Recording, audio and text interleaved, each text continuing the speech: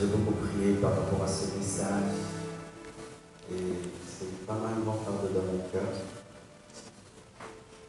Que Dieu nous donne de ne pas seulement écouter, mais d'être changé, d'être transformé par la parole et par l'Esprit de Dieu qui surmonte ce lieu.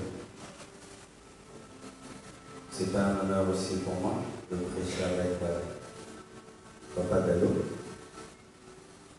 Il y a des gens qui ont toujours effacé leur histoire, mais je trouve que c'est important. Toujours l'histoire, ça nous aide à rester humbles. Aujourd'hui, je prêche avant lui. Et puis il monte. Je me souviens quand j'allais à la bord dans mon endroit, on était déjà un frère, on les regardait, on se disait, oh Dieu. Et il m'a parlé de la part de Dieu. Il ne m'a pas dit que j'avais un antécédent. Il avait donné une faute ici sur ma vie, mon ministère, et cela est arrivé. C'est là même qu'on peut dire que pour être prophète, ce n'est pas toujours qu'il faut porter le nom de prophète. C'est qu'on l'appelait frère Dallo, Gadel. Je crois que le titre importe peu, je crois que c'est la dimension qui est la plus importante. Nous allons chanter.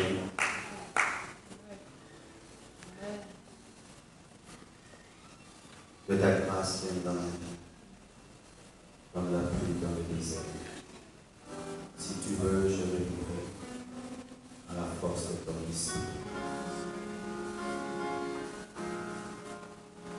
Que ta grâce vienne dans ma vie, comme la pluie dans le désert.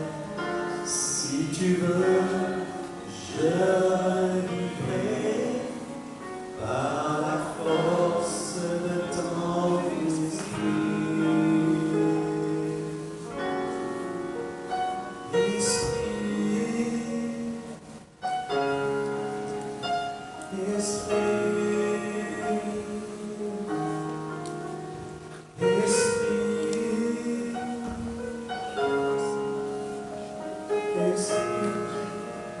Que ta grâce vienne dans ma vie, comme la pluie dans le désert. Si tu veux, je me livrerai par la force de ton esprit.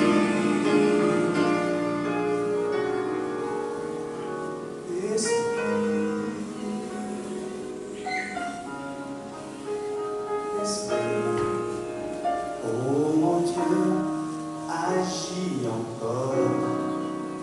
Oh mon Dieu, je t'en supplie. Oh mon Dieu, agis encore. Oh mon Dieu, je t'en supplie. Je t'en supplie. Agis encore.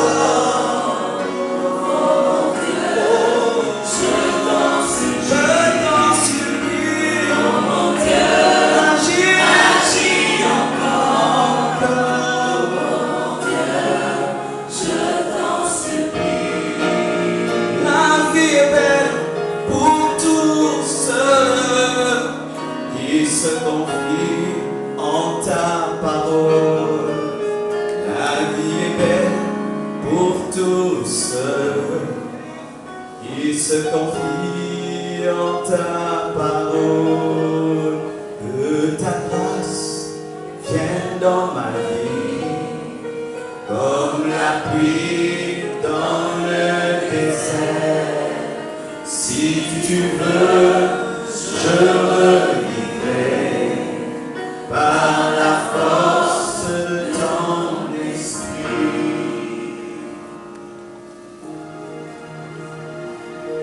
L'air à moitié terrain,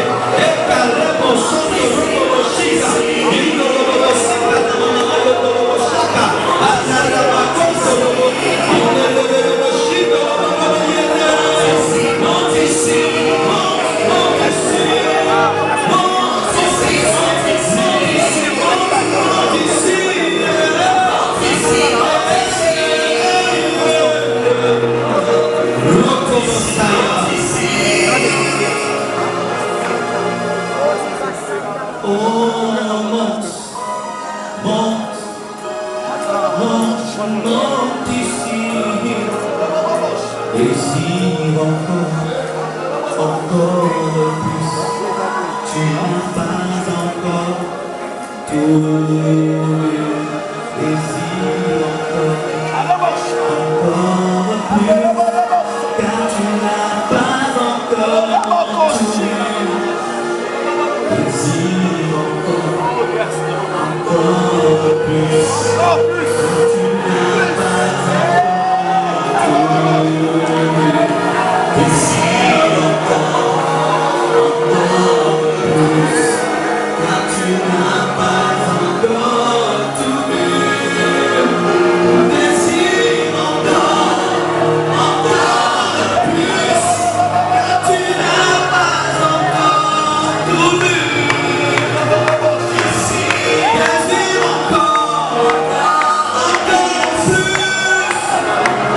tu n'as pas encore tout vu. Désire encore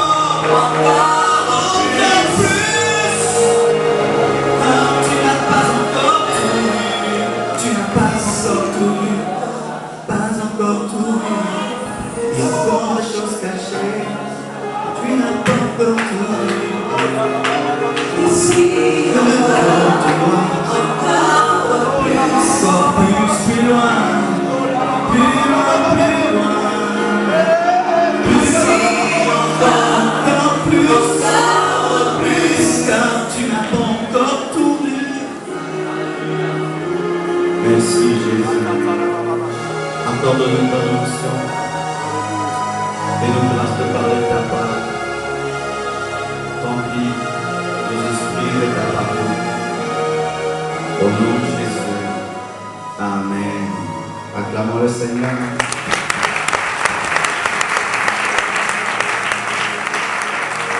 Nous allons nous tenir debout pour lire la parole de Dieu. Nous sommes dans Matthieu 23, versets 34 à 39. Matthieu 23, 34 à 39.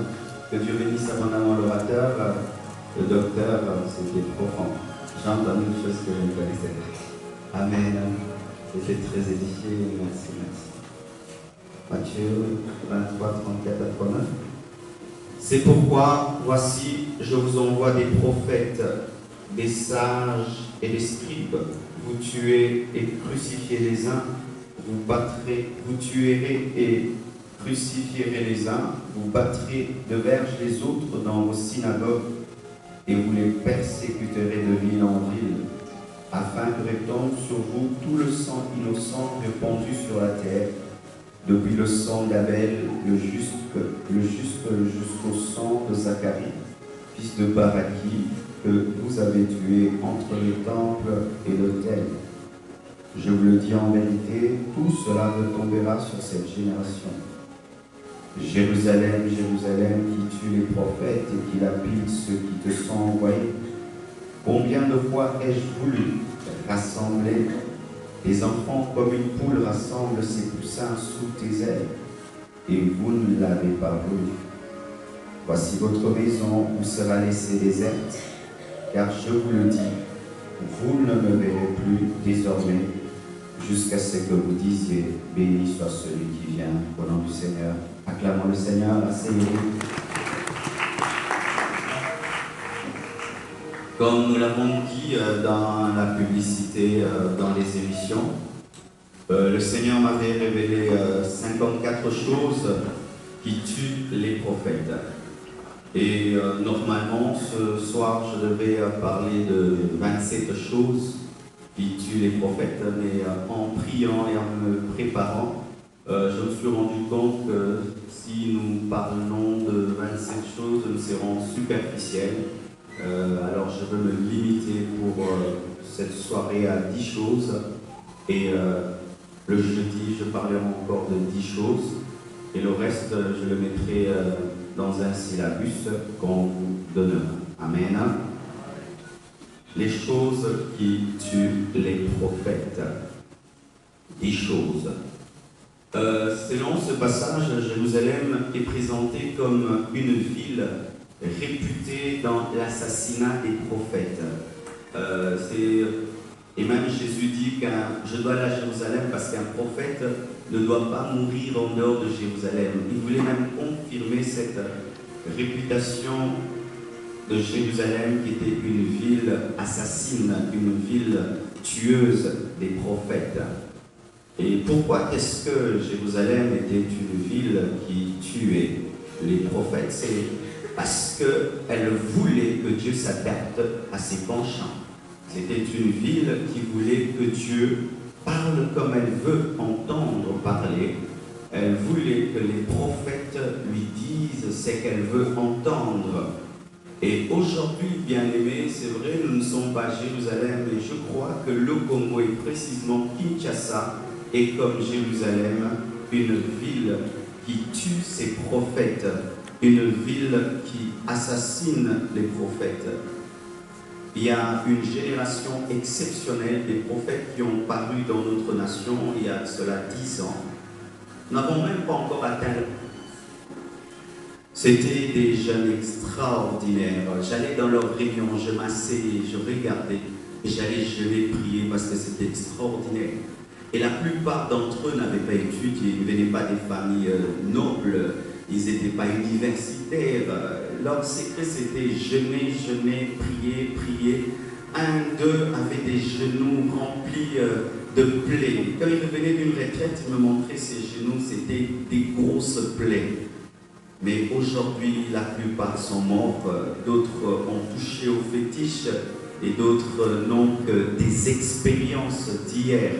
Toute une génération comme ça a disparu, tuée par Jérusalem, tuée par Kinshasa. Et au temps de Jérusalem, on utilisait des pierres, on utilisait des croix afin de tuer les prophètes. Mais aujourd'hui, nous ne lapidons pas les prophètes avec des pierres, nous ne les crucifions pas sur des bois, mais nous utilisons d'autres formes d'assassinat. Le fait de ne pas soutenir, par exemple, un homme qui dit la vérité. Le fait de ne pas dire Amen quand la parole est vraie, mais elle ne te plaît pas. Ce sont aussi des assassinats prophétiques et une autre nouvelle forme de lapidation.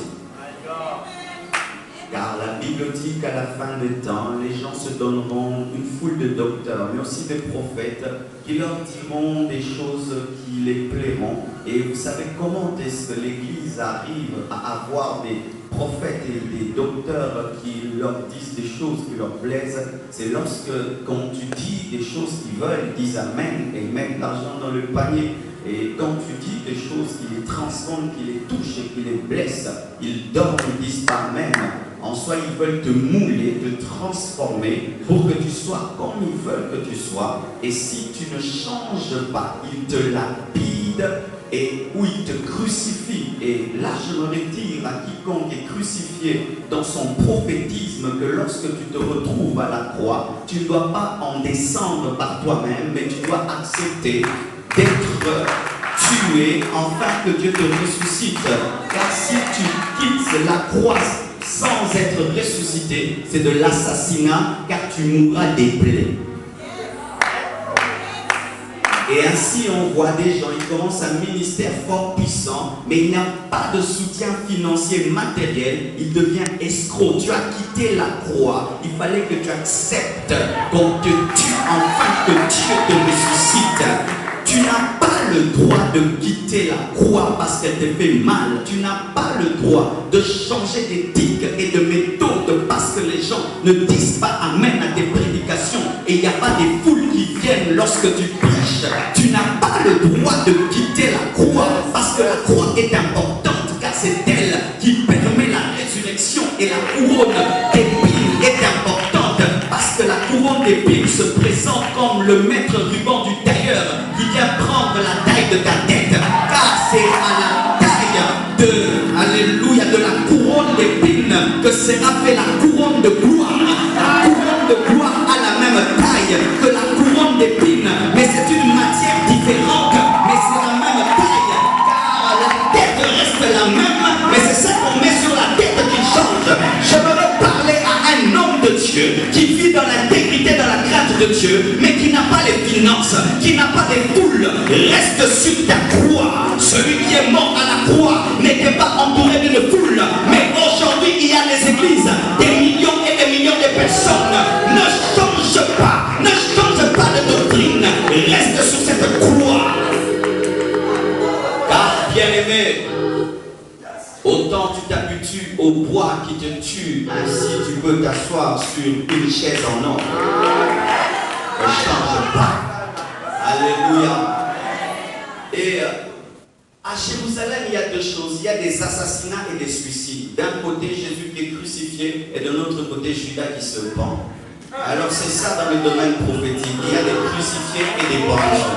Les pendus, ce sont eux-mêmes qui se tuent. Et les crucifiés, ce sont des gens qui sont tués par l'église, tués par le peuple de Dieu, tués par les Congolais. C'est-à-dire tu vas, tu le vois, tu dis arrête l'impudicité, arrête le péché, pas l'offrande du prophète. Mais si tu dis tu vas monter, puis tu vas escalader, vraiment on va te donner $1 million.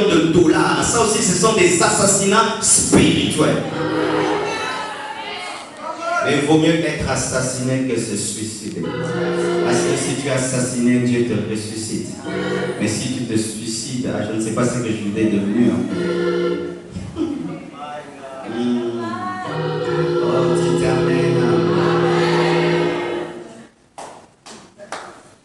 La première chose qui tue les prophètes, c'est l'audace. Dis audace. Trop d'audace. Et souvent, on trop de kingolongolo. Trop de mzunzu. Trop de femmes sont plus courageux que le Saint-Esprit. Et nous avons atteint la dimension d'aller plus vite que le Saint-Esprit. Le Saint-Esprit à 100 à l'heure, toi tu es à 300 à l'heure. Tu étonnes même le Saint-Esprit par tes révélations prophétiques au nom du Saint-Esprit. Dis, moi j'ai pas dit ça.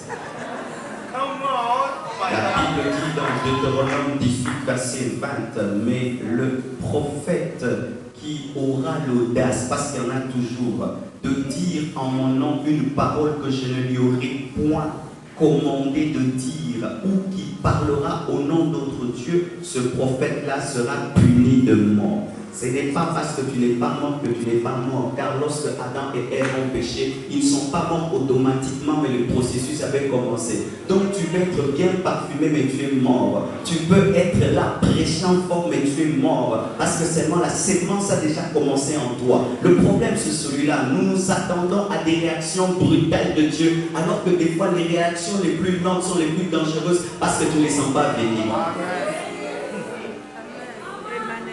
Tu mourras. Qu'est-ce que prophétiser par audace? C'est prophétiser sans avoir été dans la présence de Dieu. Prophétiser sans avoir participé au conseil de Dieu comme l'homme de Dieu l'a dit. C'est prophétiser sur base des apparences. Prophétiser sur base des informations reçues.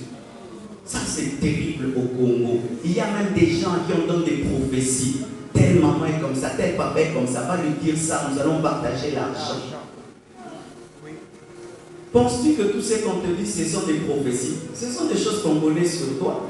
Parce que quand même, nous sommes dans une petite ville qui a ça, et tout le monde connaît tout sur tout le monde. Prophétiser sur base des informations. Prophétiser sur base de l'expérience prophétique. Parce que dans le domaine prophétique aussi, l'expérience. Tu sais déjà que ce bateau a beau à aboyer.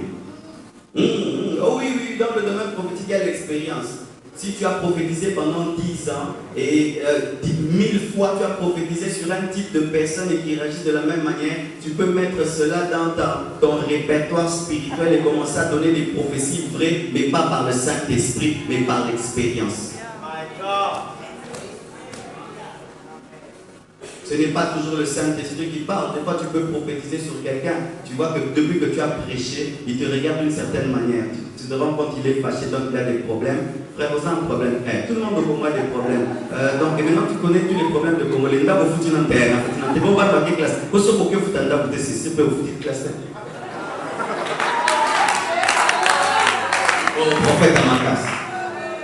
Expérience prophétique. Ou tu sois que l'umbambis, ma simbambis kala. A simbambis kala. A zo l'umbambis, mais mis c'est là le souci. A ça qu'on a l'expérience prophétique. C'est prophétiser sur base des temps et des circonstances. Comme là, beaucoup de gens vont prophétiser sur le nouveau président. Sur base des temps et des circonstances. Ce sera Kabila. Ah non, ce sera Tshisekedi. Ouais, c'est trop facile quand même. Il fallait le faire il y a 50 ans, 30 ans, 10 ans.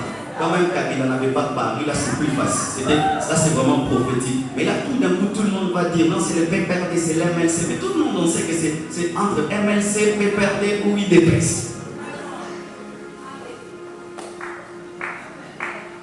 Quand les avions tombent 3, je vois aussi les avions vont tomber. Combien? Il y aura 5. Ou non, ça a tombé.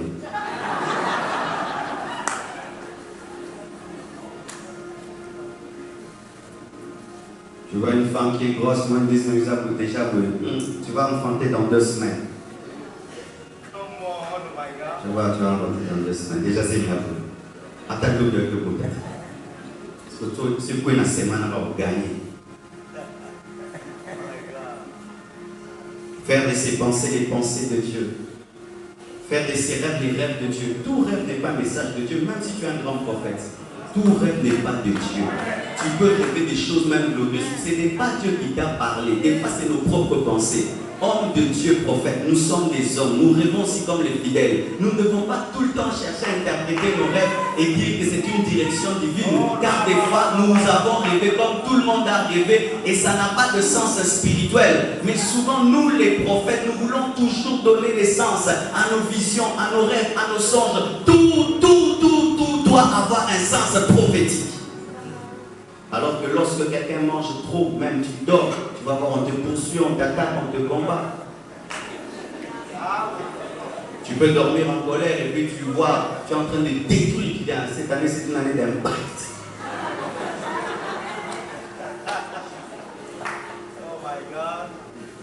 Par audace, c'est faire de son désir le désir de Dieu. Tu veux une chose et puis tu dis Dieu a dit. Tu veux ceci, Dieu a dit. Je veux ceci, donc Dieu a dit. Faire de sa parole la parole de Dieu. C'est ça, prophétiser par audace. Écoutez ceci, l'audace ne doit jamais venir avant la prophétie.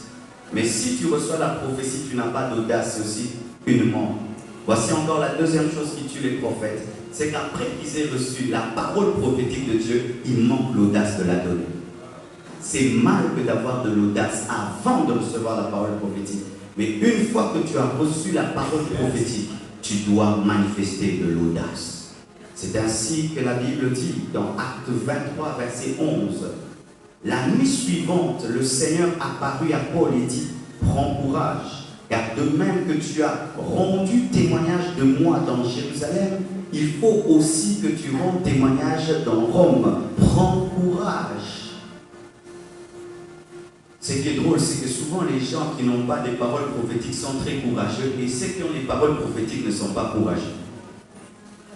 Et c'est ça l'une des maladies de notre nation, c'est que les gens qui ont la chose de Dieu ne sont pas courageux. Mais ceux qui ne l'ont pas, ils sont courageux. Tout le temps la télé, tout le temps affiche, banderole, tout le temps. Tu vas là-bas, il ne dit rien, mais il est là. Mais les gens qui ont la vraie chose de Dieu se taisent. Il est temps que tu parles, prophète. Il est temps que tu parles, prophète.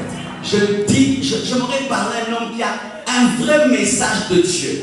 L'heure est arrivée que tu payes la télévision, que tu mettes $1000 pour passer à la télévision et dire ce que Dieu t'a dit de dire. Car lorsque le vrai se tait, on pense que tous nous sommes faux. Et lorsque les gens passent à la télévision sans donner un son clair, on pense que tout le monde a un son confus. Il est temps dans cette nation que les justes se lèvent et parlent. Il est temps, qu'est-ce que vous attendez? Que le pays meure, que l'église meure. C'est le temps de parler.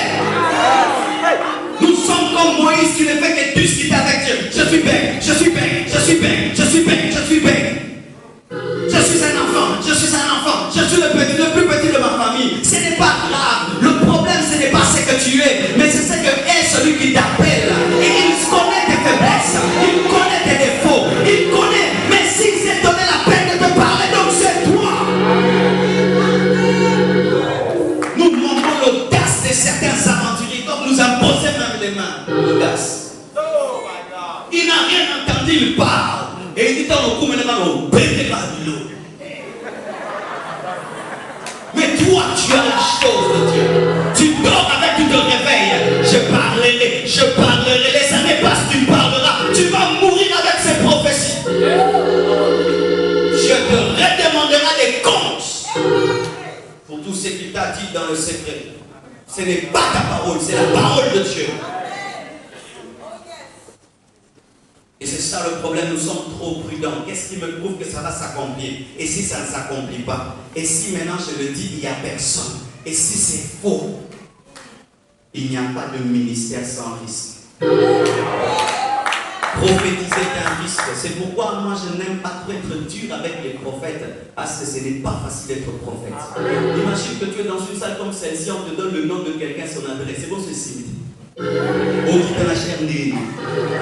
Comment nous ne devons pas signer? Comment on va venir ça? Eh, bon dis-moi.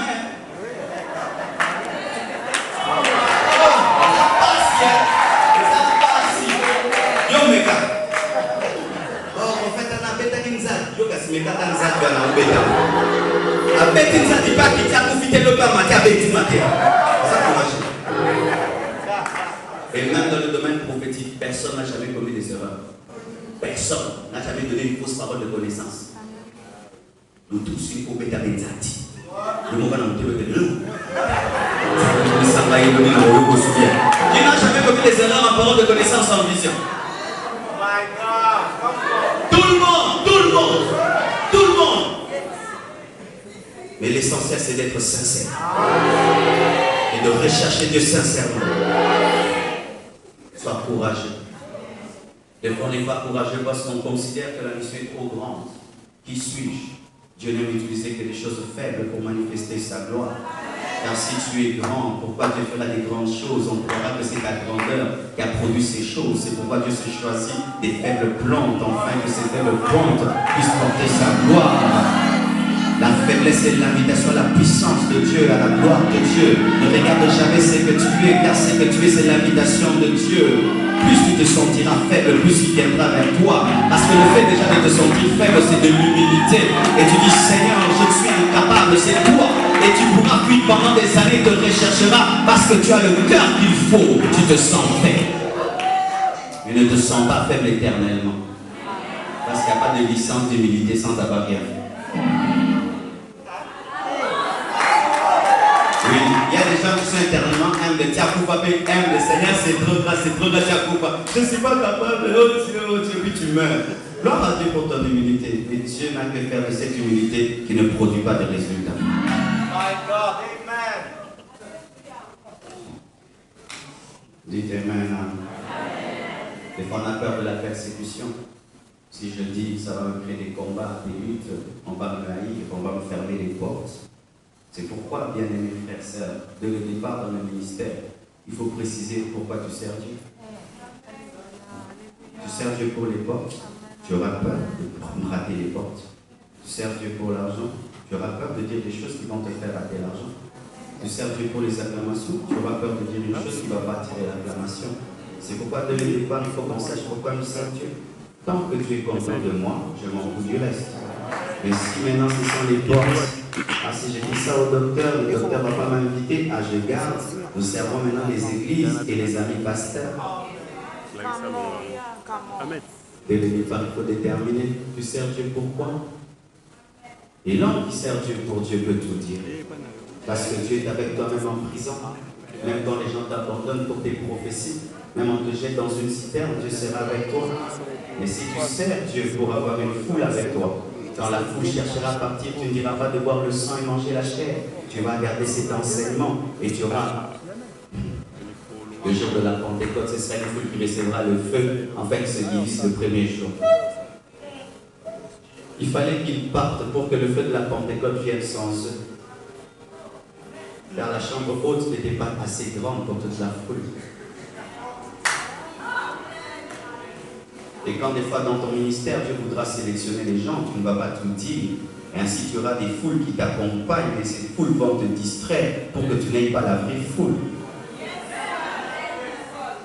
Au départ, c'était une fausse foule qui suivait les pains et les poissons. Il fallait que cette foule s'en aille et que reste un reste qui peut boire le sang et manger la chair pour que la vraie foule vienne après la Pentecôte par la prédication de Pierre.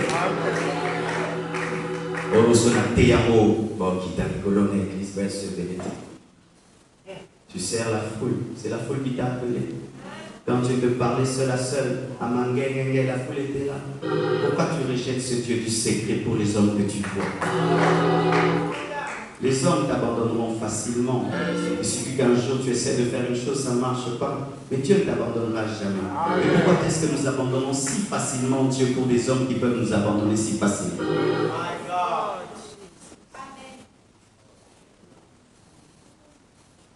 Éternel. La troisième chose qui tue les prophètes, le manque de respect pour le nom de Dieu. La Bible dit, le prophète qui dira en mon nom, une parole que je lui ai point dite. Exode 20, verset 7 dit, tu ne prendras point le nom de l'Éternel ton Dieu en vain, car l'Éternel ne laissera point impuni celui qui prendra son nom en vain. Dans nos églises, il y a trop de Dieu m'a dit. Non, vraiment, on exagère, non. Quand tu nous reçois même au bureau, tout le monde dit Dieu m'a dit. Dieu m'avait dit de venir te voir au bureau. Dieu m'avait dit que tu vas être mon mentor. Dieu m'avait dit. Quand tu causes avec quelqu'un 1 heure du temps, il dit Dieu m'a dit 60 fois. Chaque minute, Dieu m'a dit. J'ai entendu, j'ai senti. Le manque de respect pour le nom de Dieu tue le prophète. Ajoute à chaque parole de ta vie Dieu. Chaque conviction Dieu. Et des fois même nous présentons Dieu pour que personne ne nous conseille. Parce qu'une conviction qui vient de Dieu, on ne peut la conseiller. Et ainsi, Dieu devient une barrière entre nous et les conseils des autres. C'est Dieu qui m'avait parlé. Mais comment est-ce qu'on peut connaître si les Dieu m'a dit sont vrais? Là où il y a trop de Dieu m'a dit, il y a beaucoup de trop Dieu a fait. Quand il y a trop de Dieu a dit, il y a beaucoup de trop Dieu a fait. Mais il y a maintenant trop de Dieu a dit et peu de Dieu a fait parce que les Dieu a dit étaient des faux. Car on reconnaît le Dieu a dit par l'accomplissement du Dieu a dit. Dieu m'a dit, Dieu m'a dit, Dieu m'a dit. Crains Dieu. Crains Dieu. Je connais des gens qui ont atteint une dimension, même quand Dieu lui dit, dis pas Dieu lui a dit. Il te donne seulement un conseil. Je trouve bon que tu fasses. Je te conseille de faire ceci. Et quand tu fais, tu te rends compte que c'était Dieu. La Bible dit, tu n'emploieras pas en vain le nom de l'Éternel. Dieu n'est pas n'importe qui. Mais souvent, nous utilisons le nom de Dieu pour donner du poids à nos paroles. C'est tout. Non seulement tu veux que ta parole ait du poids, Dieu. C'est devenu comme un tampon, un cachet. Dieu m'a dit. Quelle est la dernière fois vraiment que tu as entendu Dieu? Toi qui dis tout le temps Dieu m'a dit. Comment se fait-il qu'une personne qui peut dire tout le temps Dieu m'a dit puisse tout le temps se perdre comme ça dans la vie? Parce que dire tout le temps Dieu m'a dit révèle que tu as une grande intimité avec Dieu. Mais comment toi qui dis avoir une si grande intimité dans la vie, avec Dieu, tu te perds dans la vie que Dieu a créée? Dieu m'a dit, Dieu m'a dit, Dieu m'a dit, Dieu m'a dit, Dieu m'a dit. J'ai senti convaincu par Dieu. Et nous arrivons même au point d'inventer des choses pendant les réunions. Dieu m'a dit maintenant, oh maintenant ici je vois la fumée. Il ne voit rien. Il veut voir la fumée et il voit la fumée. Je vois les anges. Un ange descend au coin là-bas. Son imagination, il dit Dieu. Il y a le feu ici. Il ne voit pas. Alors nous devons déterminer quand est-ce que nous déclarons par la foi et quand nous déclarons par la vision. Je vois une vision et il y a le feu. Si tu as vu le feu. Mais si tu n'as pas vu, tu peux dire Seigneur, que ton feu tombe là-bas. C'est ta prière. Là au moins tu es sincère. Mais pas utiliser de la psychologie pour manipuler les gens et leur faire croire des choses que tu imagines. C'est de l'occultisme. Oui. C'est de l'occultisme. Vous savez que nous pratiquons souvent l'occultisme dans les églises. Quand tu vas voir un occultiste, il veut t'endormir, il te dit tu vas dormir. Quand je compte 1, 2, 3, tu dors. Il te communique son imagination et sa foi, et puis tu dors. Tu ne vois rien, tu ne sens rien, mais tu veux produire un effet dans la salle. Tu fais dire à Dieu ce qu'il n'a pas dit parce que tu veux un effet dans la salle. Dieu m'a dit que 20 personnes vont tomber par là. Est-ce qu'il t'a dit que c'est 20 personnes ou bien c'est toi qui veux?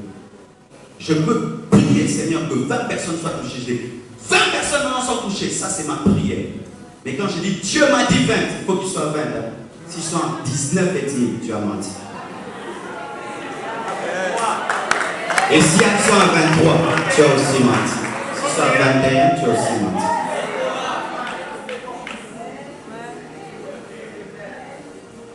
Et des fois, nous avons des réunions, nous faisons que pécher contre le Saint-Esprit. Faire dire au Saint-Esprit ce qu'il n'a pas dit. Faire dire à Dieu ce qu'il n'a pas dit. Et nous sortons de la réunion, nous pensons que nous sommes bénis alors que Dieu est en colère. Parce qu'on a menti en son nom. N'est-ce pas que lorsque nous étions des enfants, qu'on avait un culte avec papa, maman, et tu avais des choses à reprocher à ton père, on profitait de ces moments pour lui dire des choses. Papa, tu dis, attention, il ne faut plus taper maman, il ne faut plus taper maman, je vais te taper. Au nom de Jésus, tu as parlé de ça.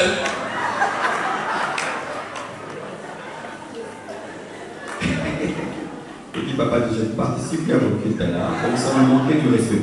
Non, c'était pas moi qui avais parlé, c'était Dieu. Vous avez appelé notre papa d'ailleurs. Jean, Keba. N'est-ce pas qu'on l'a pas fait? On l'a fait. Mais nous continuons à le faire de manière amplifiée sous des touches prophétiques. My God. Moi, je l'ai fait. Tout ce que je dis, moi, il y a un temps, si je vous montre ma vie là, je vais montrer une fois, je vais des choses que je faisais. En 96 ans, j'ai reçu l'onction de 96 à 97. Si je te parle, tu me dis, oh Dieu, que tu me pardonnes. C'est Kenneth Hagin qui a changé ma vie. Quand j'ai lu le livre Comprendre l'onction, j'ai tout changé. Et mes amis ont cru que j'ai perdu l'onction. Non, j'avais arrêté les aventures à temps.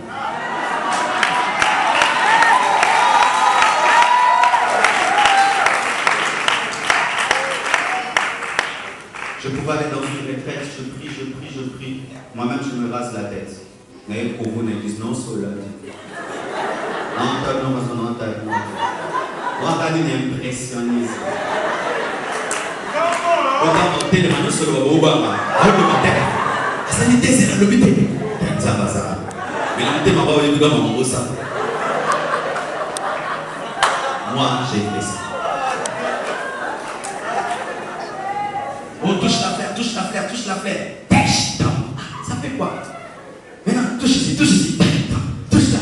Oh, touche ici. Venez au mur, touchez le mur. Et puis quoi? J'ai fait ça. Je suis assis sur ma chaise. On me fait signer la tête dans mon appui. Boum! Ok. Non, on doit être appuyé. Donc, on a beaucoup.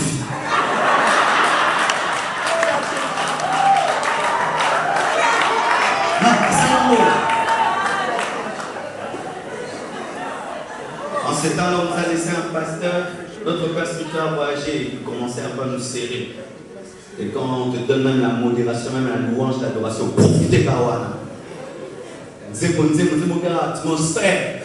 Israël, fais attention, laisse ces enfants tranquilles. Ils ont la grâce de Dieu. Ah, attention, je vais frapper. Après qu'il te tue, j'ai fait ça.